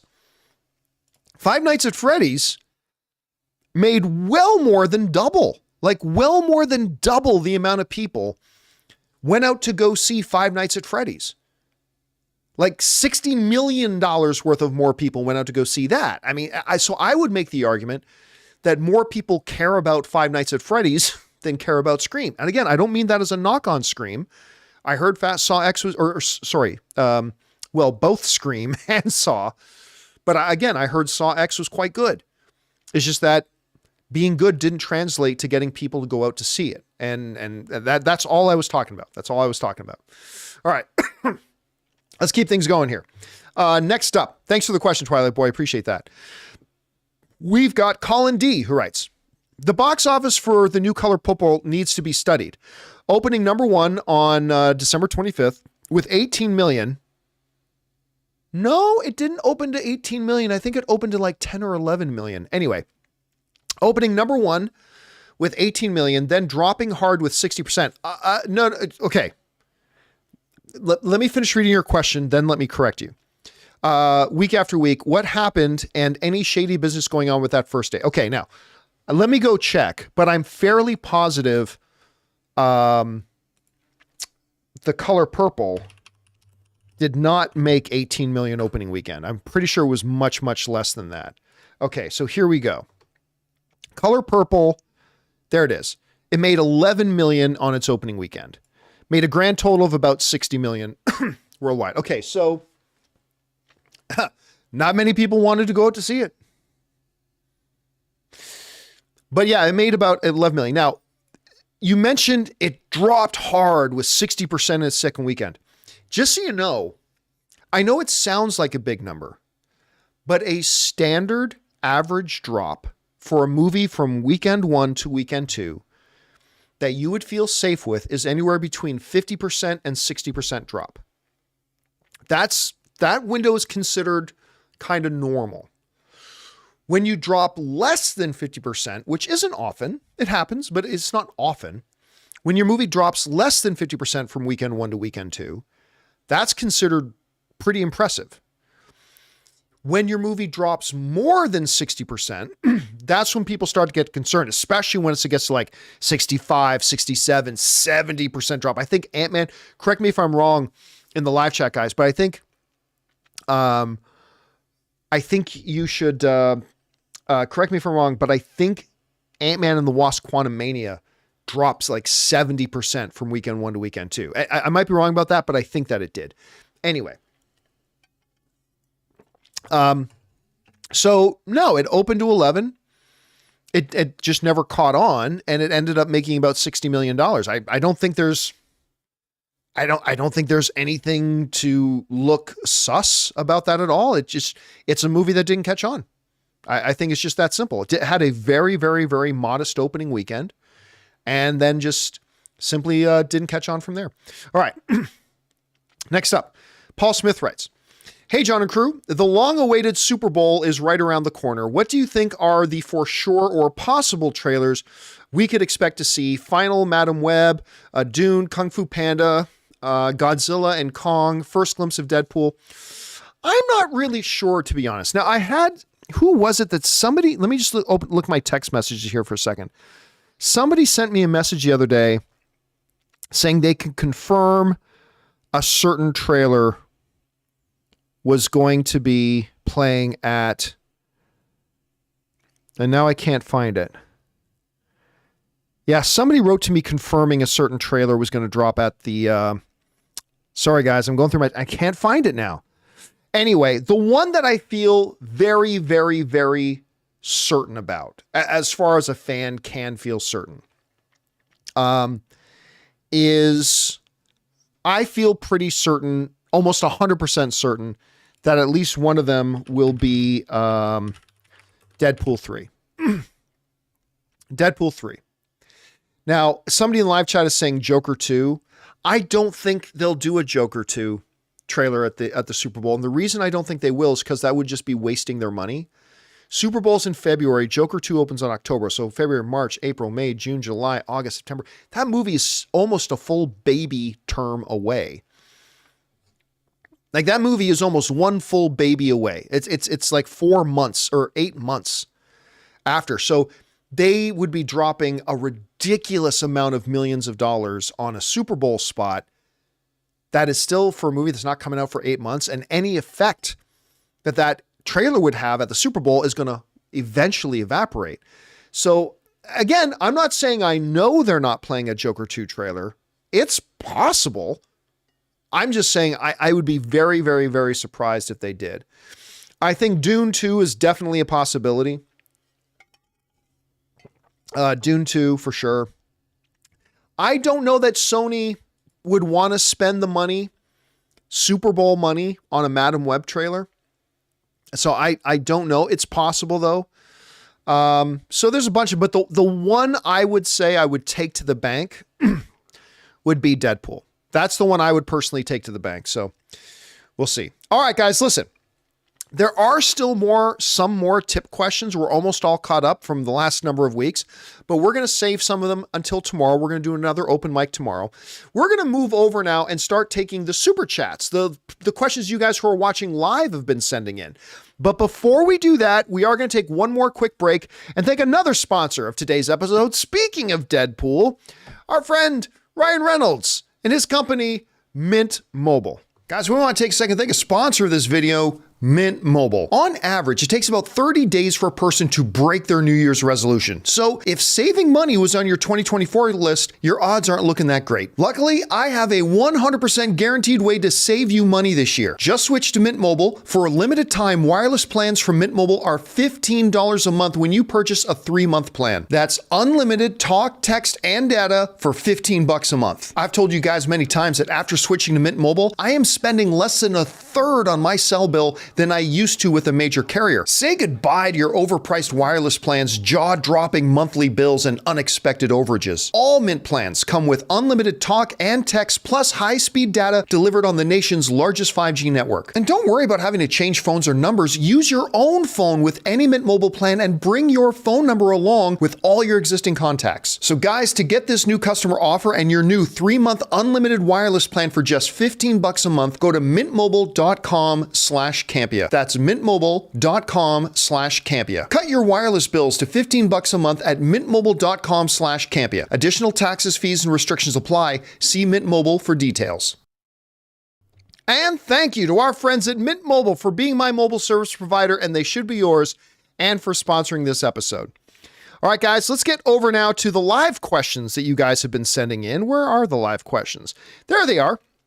We're going to get started off here with Christopher Brickner, who writes, Fincher cinematographer on films Gone Girl, The Social Network, Fight Club, Dragon Tattoo, John Senonezweth, I hope I pronounced that right, is Tron 3's cinematographer. At least we know that will look good. I don't know how good the rest will be. I mean, yeah, so for those of you who didn't hear about this yet, Tron 3, a movie that I never expected would actually get made, even when they were talking about it. This is one of those films like, I got my doubts they're even going to make this. Even when they announced that Jared Leto was going to be in it and all this kind of stuff, I'm still like, I got my doubts that this is actually going to happen. It's now shooting. They are, as we speak, Tron 3 is filming. And I think they said Gillian Anderson from X-Files is going to be in it. And listen, I'm not going to lie to you. I was very excited for Tron. What was the name of the last Tron movie? It wasn't Tron Legacy. I think that was the animated show.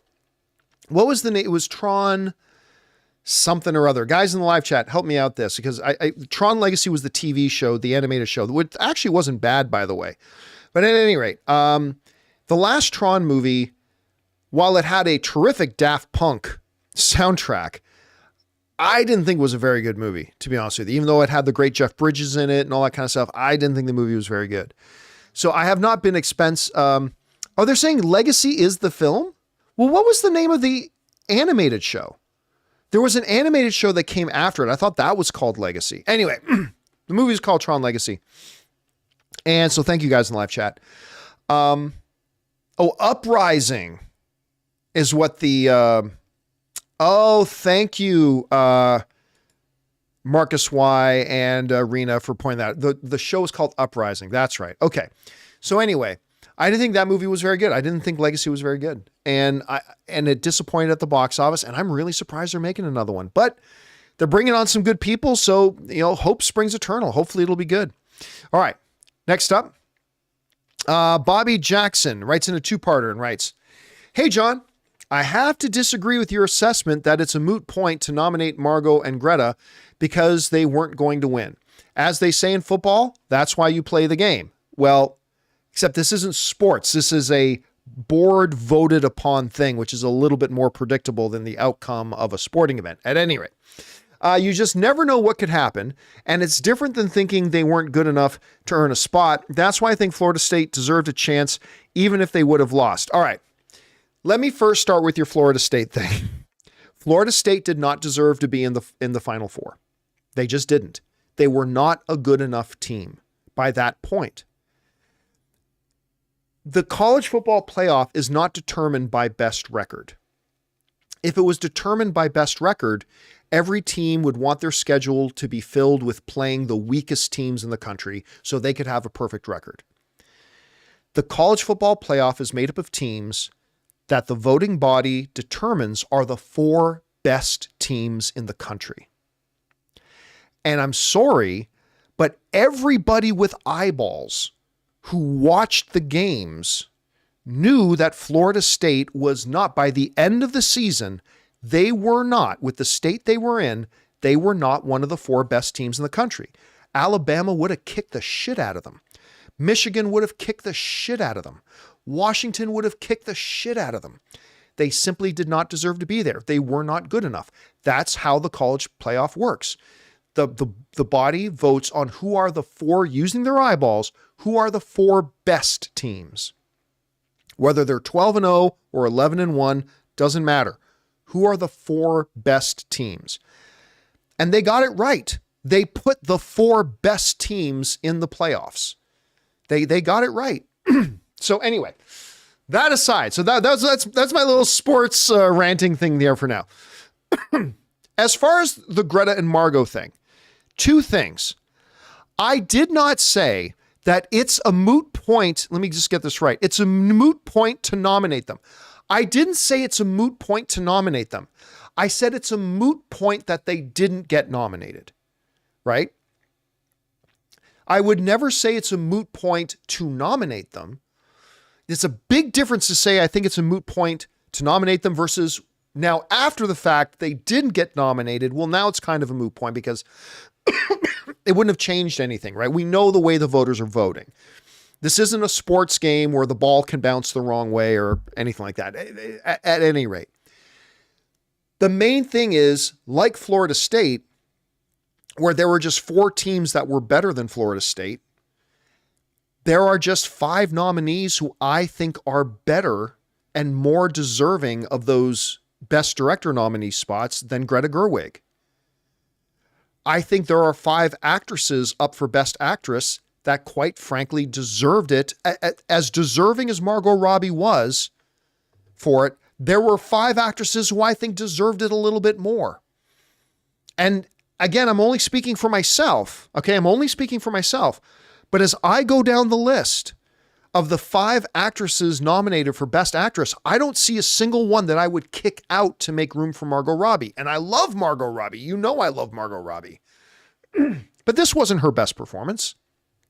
It wasn't as good as like I, Tonya or whatever. And as good of a job as I think Greta Gerwig did on directing Barbie, as I go down the list of the people who were nominated for Best Director, I don't see a single name that I would kick out to make room for her. Right? So it becomes a moot point after the fact because she had no chance of winning, and nor did Margot Robbie have any chance of winning. But if you had asked me yesterday, I would not say it's a moot point for them to get nominated because there's an honor in getting nominated, right? They're like, just being nominated for an Academy Award is a huge honor. So that's not moot, right? Getting a nomination is not moot,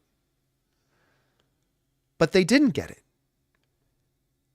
And I think that was the right call. Again, I wouldn't have had a problem if Greta Gerwig had been nominated for Best Director. She was great. I wouldn't have had a problem if Margot Robbie got nominated for Best Actress. She was great. But as I look at the list of the people that did get nominations, I'm sorry, there's nobody I would kick out to make room for them because I think they kind of got it right. But that's just me. That's just one opinion. That's just one lone opinion of some Canadian nobody out in the wilderness. Spouting off his thoughts. That's all. All right. But thank you for sharing your thoughts on that, Bobby Jackson. I really appreciate you, man. Thank you so much. All right. Next up, Murray Reich writes, the latest honest trailer of Captain Marvel also mentions the villain's motives from Spaceballs. I have not seen, I love honest trailers. They're great. I have not seen this one though. Thank you for letting me know about it though, Murray. I'm going to have to go and check it out. John Redcorn writes, Am I Dreaming was snubbed for Best Song. Oh, from Spider-Man Across Spider-Verse? I don't know about that. You know, I went on, by the way, that song by Metro Boomin is a terrific song. I love it. I've got it on my playlist. But I tend to lean more towards songs that are really integrated in the film and whose lyrics directly speak to the film. And songs like Billie Eilish's from Barbie do that. Songs like I Am Ken, or I'm Just Ken do that. And so I'm more, so I love that song, man. I love that song, but I'm okay that it didn't get nominated because again, I think it's just a great song that happened to be placed in a movie, but that's just kind of how I look at it. All right. Thanks for that, John. Next up, Christopher Brickner writes, Wilson Bethel will return as Benjamin Poindexter / Bullseye in Daredevil Born Again. He may be the main villain as Bullseye hates Kingpin and Daredevil. Are you saying you're predicting that he will, or has there been some kind of news story that I missed? Guys in the live chat, help me out if you can. Was there some kind of news story that came out that I missed that he is going to be back? Like, I'm not talking about some rumor reported by somebody, but I mean, is it Robert Presser is saying it's a story, but is it like here's my question. Is it Hollywood Reporter, Variety, The Wrap, or is it some source somewhere on the internet rumor is out there. So I need to know the context. But at any rate, because somebody asked me earlier today if I thought they would bring back that bullseye. I said it's possible they could, but I don't think they will. I think they might want to do something different with that. So right now I'm guessing this is just kind of a rumor out there, but a rumor is kind of worth nothing. So we'll see. We'll see. But if he does, he does. It's certainly possible they could. But again, unless it's being reported in Variety or the Hollywood Reporter, I wouldn't take it to the bank. Doesn't mean it's not true. I'm just saying I wouldn't take it to the bank quite yet. All right. Well, see, Dominic Suma is saying CBR reported it, but who is CBR saying they heard it from? See, and somebody else saying Screen Rant rumored it, but who are they saying they heard it from? That's the thing. CBR is saying they heard from this place. So who's the place they're saying they heard it from? And again, until it's coming from the Hollywood Reporter or Variety, take it with a grain of salt. Again, not saying it's not true, just saying take it with a grain of salt until it's more official. Okay, next up, we've got Damaris Love, who writes, Shogun's coming February 27th. Who's ready? Guys, have you guys seen the new trailer for Shogun? You guys will remember, right? You guys will remember back during that big famous Disney Investor Day stream where they announced all these Marvel projects. They announced Fantastic Four. They announced all these Star Wars projects. They announced all this stuff, right? And if you guys watched my live stream when I was live streaming, watching the live stream, and we at FX love shows that are like this. And so when we found a story that was like this and this, and I started going, for those guys, you guys who watched this video of mine, you guys know, before they even said Shogun, I'm like, are they, holy shit, are they talking about Shogun? Are they talking about Shogun? Because those of you who have followed me all the way back since the movie blog days, you guys always know, I've always said, what's the dream project that's never been done that I would love to see brought to a movie screen or a remake of it done? I've said Shogun. Shogun, James Clavell's Shogun. Somebody's got to do that. And I had lost all hope. I never believed somebody would actually do it. And then I'm watching that Disney stream and they go, so we are thrilled to bring Shogun to FX and Hulu. And I was like, I was so free. Nothing else that day excited me more. No Star Wars piece of news, no Marvel piece of news. Nothing else excited me more than Shogun. So I saw, first of all, the first trailer, bonkers good. This new trailer for Shogun, I'm going to call it right now. This is going to be the best show of the year. I'm going to call it right now. Shogun is going to be the best show of the year. It might suck. I don't know. Maybe we'll tune in and watch it and it'll be terrible. FX makes some pretty damn good TV. They made Sons of Anarchy. But I'm predicting it's going to be the best show of the year. There is not a show I'm more excited for right now than this. More excited for. And somebody's saying, what about Andor? Andor's not coming out this year. We're not getting Andor season 2 this year. I'm pretty sure we're not. Anyway, so I'm talking about this year. Shogun is going to be the best show of the year. I cannot wait. And I'm definitely going to do an after show for it. I know I haven't done after shows lately at all for the last forever, but I am definitely going to be doing an after show for Shogun. 100% I'm going to do an after show for Shogun. All right. And King Daddy Goat saying, I'll pray it's good for you because you are going to see a grown man with a broken heart if this show sucks, man. I am going to be so downtrodden if this show sucks. All right.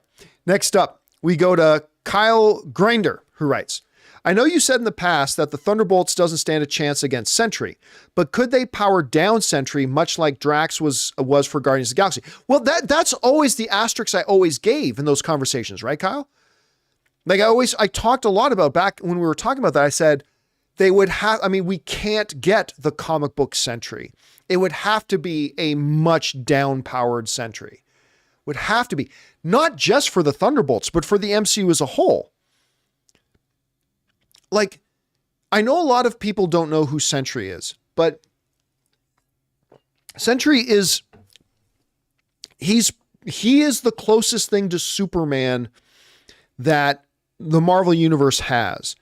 To put it in context, is that when Marvel did one of the best contained stories in comic history, Planet Hulk and then World War Hulk, which are bonkers great. At the end of the day, after Hulk wiped out everybody, all of Earth's heroes and champions try to stand up to Hulk, and he's just boom, right?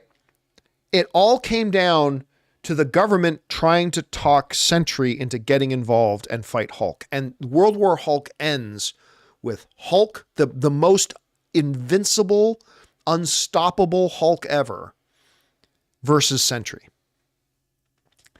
And they basically fight to a draw, right? And it's crazy, but that's how powerful, and because also the thing is about Sentry, they've written him to have just about every superpower you can imagine. Any superpower you can imagine, he's basically exhibited at some point. He can do everything, right? So it's crazy. So we did an editorial video on Sentry once after they announced that he was going to be coming into Thunderbolts. And even then we said, they're going to have to power him down. They have to power him down, because unless they do severely power him down, what is anybody in the Thunderbolts going to do with Sentry? Nothing. But even now that Hulk himself is kind of wussed out, there's nobody in the MCU. There's nobody in the MCU that has the remotest chance against a comic accurate Sentry. So they will bring him in and they'll have to power him down. I mean, that's just what they have to do. And, and hopefully they still make him a great character though. All right. Next up, Mr. Godzilla writes, hey, John, IYO, do you think the film Japan chose over Godzilla Minus One was the better choice for Japan for best film? And if Godzilla Minus One was nominated for best foreign film, did it have a shot to win? Here's the thing, to be honest with you, I had such a good time with Godzilla Minus One. You guys saw my out of theater reaction. You guys heard us talk about it on the show. I thoroughly enjoyed Godzilla Minus One, like a lot. I don't think, though, as much as I liked it, that it was a contender for like top 5 best films of the year. I really had a good time with it. I thought it was really good. But I thought it was really good for a Godzilla movie.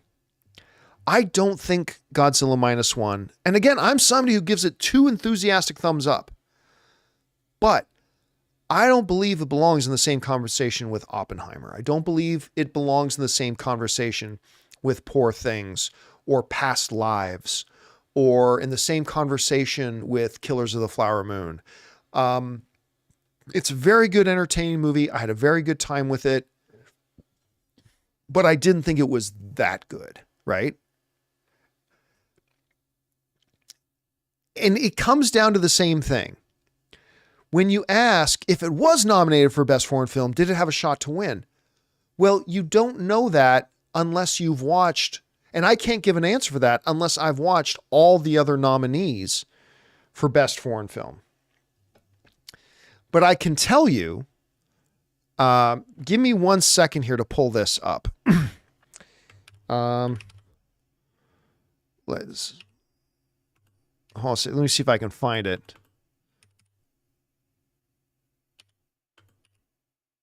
Now I can't find it. Hold on a second. This is driving me crazy here.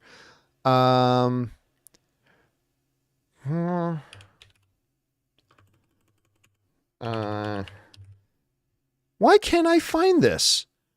I'm trying to look up the list for best foreign language film. Let me just scroll through here. There's best actress, best supporting actor, directing, writing, original, international feature film. Okay. So would it have had a chance to win best foreign film or best, what they're calling it now, best international feature film? Zero chance. And the reason it had zero chance is because one of those nominated films is Zone of Interest. And Zone of Interest is nominated not just for best international feature film, it's nominated for best picture. Right? Zone of Interest, if I scroll back up here, Zone of Interest is, here's the list of the films nominated for best picture overall. Zone of Interest is also nominated for best picture.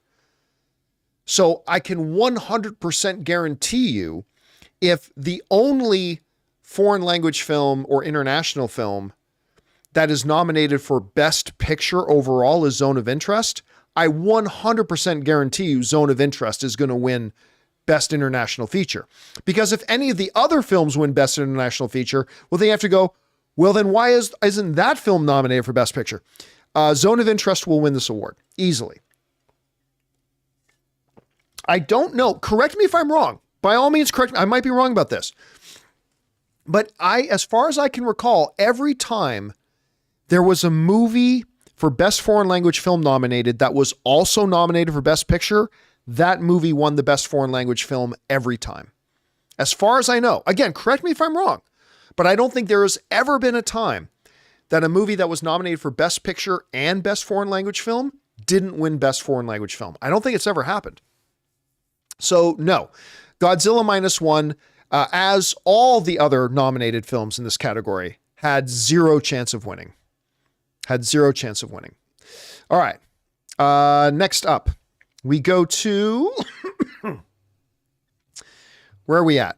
We are at Nico, who writes, I like the fact that you don't rant very often. Makes it that much better when it happens. My top 3 John Campea rants. 1, Steven Dorff and Scarlett. 2, Jack Hind. Oh, well, yeah, that wasn't a movie thing. 3, Disneyland / Rise of the Resistance. Yeah, the Jack Hind thing, I don't want to re-go into that all again. I don't know where this guy is now today. And for all I know, this Jack kid is a really nice guy and just did and said something really stupid and whatever. But I mean, I got kind of hot. For those of you who don't know about it, it was long after I had left Collider. And, you know, from the day that I left Collider started to decline in their numbers, and they declined and declined and declined and declined. And eventually the John Campea Show was getting bigger numbers than Collider was and whatever. And eventually, and I thought Collider could have still been awesome. I thought Collider still could have been great if they had done certain things. And I gave them some recommendations after I left. I said, I think you need to do this. I think you need to put this person here. I think you need to do this person here. And I think philosophically you need to do this. And I think if you do, I think you can still kick a lot of ass and be awesome. And they ignored everything I told them to do. They ignored every single detail of what I told them to do. Whatever. It is what it is. And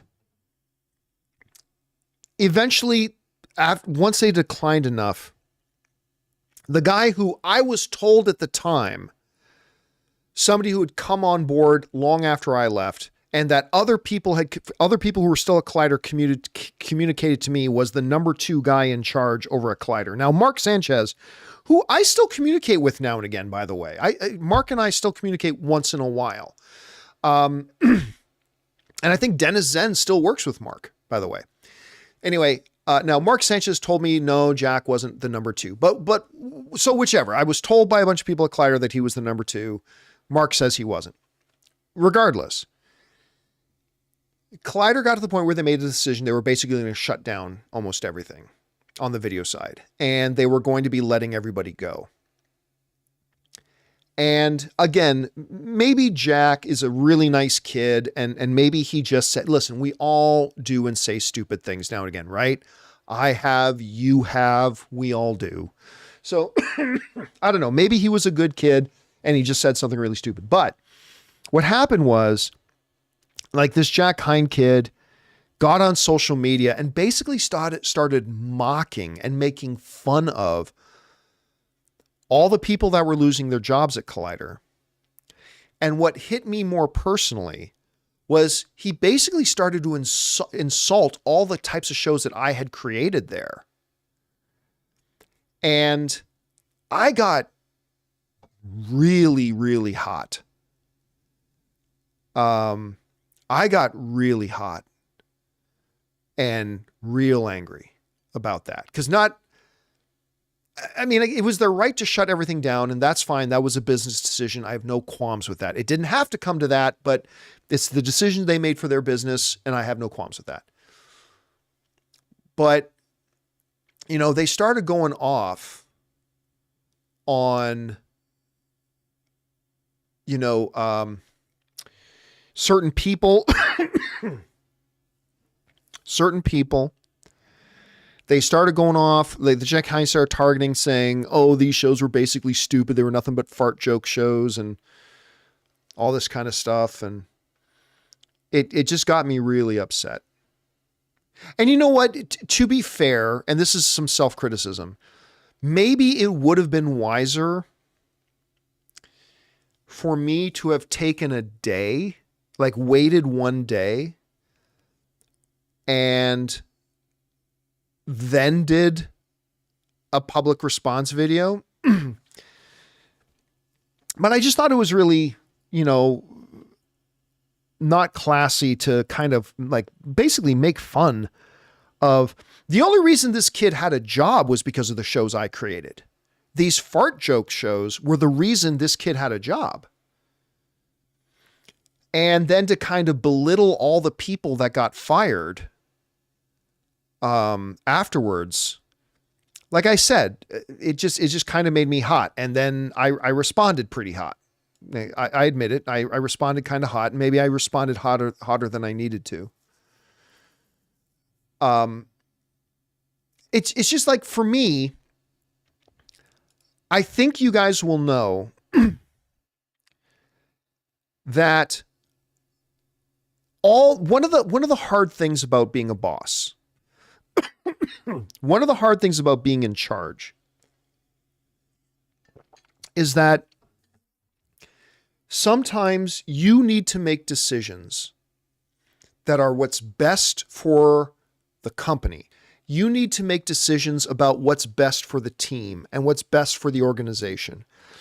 And sometimes that means you have to make decisions that are best for the organization, but not best for a particular person. And sometimes, listen, over my time working at AMC and my time working at Collider, there were times I had to let people go. There were times I had to fire people. There were times that I got along great with people and times that there were some people that didn't like me very much. But that's part of the deal if you're going to sit in the chair.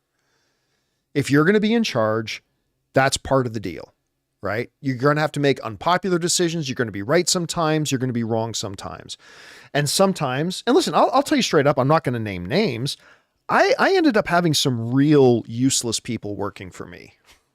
And that's my fault because I'm the one hiring them. I have nobody else to blame but me. Sometimes I got tricked. Sometimes people conned me into thinking they were good for the job. Maybe sometimes it was somebody else hired them and brought them into my organization. Whatever. I worked with some amazing people. I also worked with some pretty useless people. And you guys can go back and you will know this is true. Part of the reason why I got so upset about the Jack Hine thing, like calling out and making fun of certain people specifically, including like Ken Napzok. Are you kidding me? Ken Napzok? Ken Napzok was great. Worked his ass off, poured his heart and energy into everything, and he was a terrific talent in that organization. And I remember Jack Hine taking target, like specifically making fun of like Ken Napzok. And I'm like, what the hell are you doing? Like, anyway. I have always had a rule, and I still do to this day. I have never talked about anybody that I had ever let go. Never once. even when some really untrue, made up bullshit stories started floating around about a certain person who got let go or whatever, even when that would happen, I have a rule. I will never speak publicly about people that I had to fire or let go or used to work for me or whatever. I never have. I never will. I remember there was one situation once where I let somebody go. And I had like somebody who was just relentless, like writing in, you owe us an explanation why this person isn't there anymore. And I said, look, number one, you're not owed anything. Number two, why this person was let go is that person's business, not your business. And I said, how would you like it if your boss fired you from your job and then got on social media and started telling everybody about why they fired you? That wouldn't be very nice, right? So I remember saying this one time, this one person was like just coming at me hard, like, you owe us an explanation. Why isn't this person here anymore? And I said, listen, it's not your business why this person isn't here anymore. It's their business.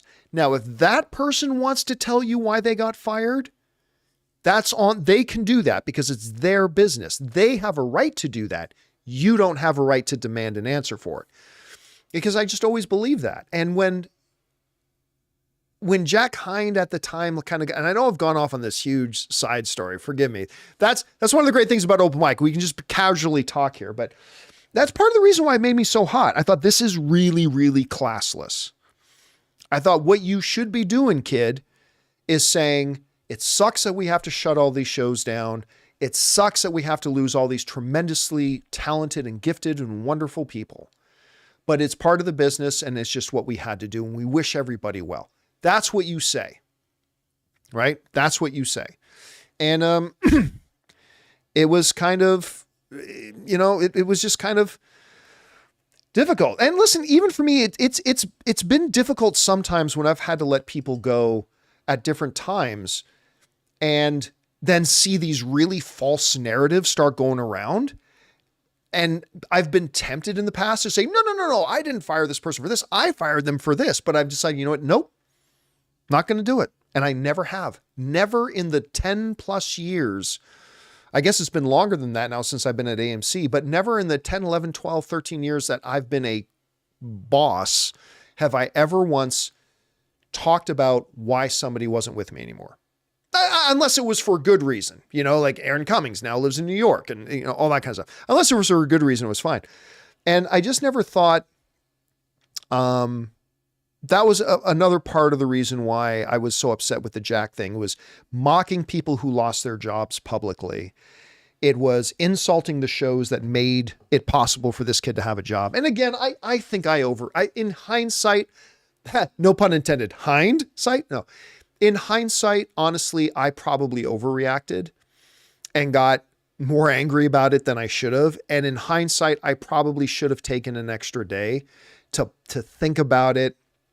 And it's just, it was one of those things. Anyway, sorry I went on that so long. Open mic is also kind of like an area of catharsis for me, I suppose. Anyway, thank you for that, Nico. Appreciate that. Okay, next up. King Daddy Goat writes, John, how do my internets fare this weekend? Huh? Oh, the next one. 49ers, not interest. All right. How do my internets fare this weekend? I don't know. I hope you have really good internets. How do your 49ers fare this weekend? I think your 49ers are going to fare very well. A lot will depend on Debo. As long as Debo is back and can play, I think they will not beat the hell out of the Lions, but comfortably will move on to the Super Bowl. If Debo Samuels is not playing, Detroit's defense could give you some fits. Although as long as you guys have the true MVP of the league, the human cheat code, Christian McCaffrey, it's just unfair that this guy is in the league. He's just unfair. As long as you guys got him, you'll always have a chance to win. But I think a lot will have to depend on if Debo Samuels plays. All right. Next up, Muqtadir Ali sends in a super chat just to be supportive. Thank you so much for that, man. I appreciate that, dude. Robert Presser writes, who would you like to see in Spider-Man 4? I don't care. You guys know, I get these questions. Who should be in this future movie? Who should be? I always say, I don't care. It doesn't matter. Anyway, who would you like to see in Spider-Man 4? I would love it if they introduced Black Cat and him run into Daredevil on a mission, maybe Tombstone too. I honestly don't care. All I care about is write a great story. That's it. Because you guys know what I'm going to say, right? They had Doctor Doom, one of the greatest comic book characters in history. They had Doctor Doom in that Fantastic Four movie a few years ago. That didn't make the movie good. Just because you put in Doctor Doom doesn't make the movie good. You got to have a great story and a great script. And if you do, it doesn't matter if you use this character, this character, this character, or this character. It doesn't matter. So I don't really care about, honestly, Robert, like which characters they do or don't bring into Spider-Man 4. All I care about is that they follow the tradition of the last 3 Spider-Man movies, which I think have been very good. Write a great story, make it a personal story. I don't need a bunch of cameo porn. I don't need him to run into Daredevil and have him run into Sam Wilson and have him run into Echo. And like, I don't need that. If you want to do that, that's fine. But just write a great story. And as long as they write a great story, to me, doesn't matter which characters they put in there or not. All right. Sorry, guys. I'm starting to cough a little bit more. Robert also writes, not all sports fans are good sports fans. Well, I mean, yeah, obviously that's true. 100% that's true. I'm not trying to suggest that's not the case. Anyway, literally a pregnant woman tried to push me over a railing with her, tried to push me over a railing with her is USC was beating Clemson. Okay, yes. Not all sports fans are great sports fans. Sorry, guys, I have to take another Halls. 100. I'm not trying to suggest it is. I'm just saying, as a whole, sports fandom is a little bit more advanced in how we know how to conduct ourselves than, say, we in movie fandom or really, especially in video game fandom, right? But there are absolutely bad eggs. 100% there are.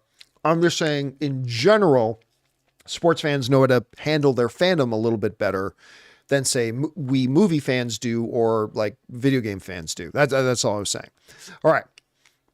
And because sports have been around a lot longer, right? The sports fandom is a much longer fandom. It's been around long before video games and stuff like that. So I'm sure once video game fandom has been around as long as sports fandom, it'll be like a much more mature fandom as well. That's just my thought. Anyway. Robert says, this was a continuation. With her belly, sorry, my bad. Again, not all sports fans are like that, but there's some definitely thin-skinned people in all mediums. 100%, I'm just talking more overall in general, but there are definitely individuals. All right. Delayed Critique, I like that username. Writes, Colin D here, sorry about the confusion with my question. I was referring to its opening day, Monday, December 25th, making 18 million. Thank you for all you do. I'd have to go back and re-see the numbers again. If so, the 60% drop would always be equivalent and looked at in terms of its opening weekend numbers, right? And I can't remember which day December 25th falls on, if that was part of the weekend or not, but that would have something to do with any of the mathematical oddities. It actually always happens when a movie opens on anything other than Thursday night or Friday, it causes mathematical oddities with because people don't understand those numbers aren't calculated into opening weekend and all this kind of stuff. So I would have to see the actual specifics of it, but I appreciate you giving me the heads up on that and clarifying what you meant by that. All right, next up, Moto World Hype writes, it's an exclusive report from CBR, so they aren't revealing the source, much like in the way Jeff Snyder keeps his sources secret. Okay, so again, you guys know I like CBR. We will quote CBR at least a couple of times a week on our show. We'll use them in our research a lot. Got a lot of respect for CBR. That said, so if they say somebody told them something, I believe they were told that. But that doesn't necessarily mean that what they were told is accurate. This is why I always say that until it comes from Variety or the Hollywood Reporter, take it with a grain of salt. And I say that even about sources and sites that I respect a lot. But the reality is, you know, while I 100% believe CBR when they say they got told that, it doesn't necessarily mean I believe that they were told accurate information. So I believe them, but I may not believe their source. Again, it always comes down to when it comes from Variety and the Hollywood Reporter, then you can take it to the bank. Until then, pay attention to it, but take it with a grain of salt, right? I always say that every single time. Just put it in the back burner and take it with a grain of salt until it comes from an actual more legitimate source. And again, that's not saying CBR isn't a legitimate source. I use them all the time. But again, there's the Hollywood Reporter and Variety, and then there's everybody else. And once it comes from there, then. But again, something to keep our eyes on. If it's coming from CBR, it's at least something to keep your eye on and see if this actually manifests into something. So we'll keep an eye open to it. And guys, that'll do it. Holy crap. That was a 2-hour show. That was a 2-hour open mic. And we will do it again tomorrow. But that'll do it for now, guys, for today's installment of Open Mic. Thank you so much for being here. Appreciate it very, very much. Yeah, make sure you guys come back. Join me, Rob, Jonathan, Ray for tomorrow's installment of the John Campea Show. We'll look forward to having you there. And of course, we'll do Open Mic again tomorrow afternoon. Hope you guys will come by and hang out with us as we do. So that'll do it for me for now, guys. Thanks to everybody for being here. Big special thank you to everybody who sent in questions. Number one, because you gave us interesting things to talk about. But number two, you supported this channel as you did it. And all of us involved with the show. Thank you guys so very much for your support. That'll do it for me for now, guys. Thanks a lot for being here. My name's John Campea. And until next time, my friends, bye-bye.